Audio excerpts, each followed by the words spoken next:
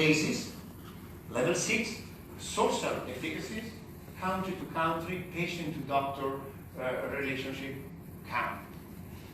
My conclusion to the key question, so when the prescription of an instrumental examination affects significantly the treatment plan, exactly like that.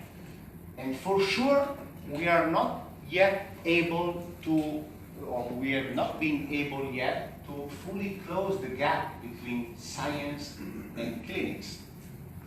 There are some missing pieces of the puzzle to really understand how to get deeper into the correlation between imaging and clinical symptoms.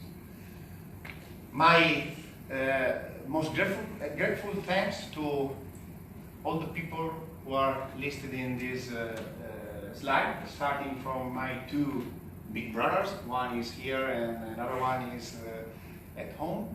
Very inspirational for everything I have done in my professional career, but also as a human being.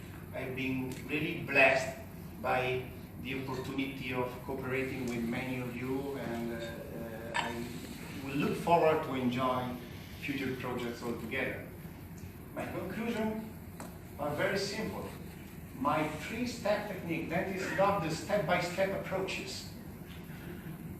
Sometimes I am invited to speak to prosto or ortho contests, and they have these 3-step, 4-step, 2-step, step-by-step from A to Z. So, because we want protocols.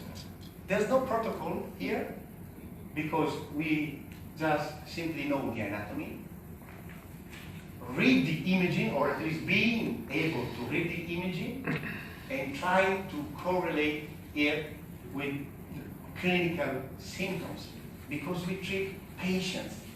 We don't treat instrumental science, even if coming from the gold standard like MRI for the temporomandibular joint. So my final message is that sometimes we should try to make complex things more simple to be accessible to everyone. Thanks a lot again.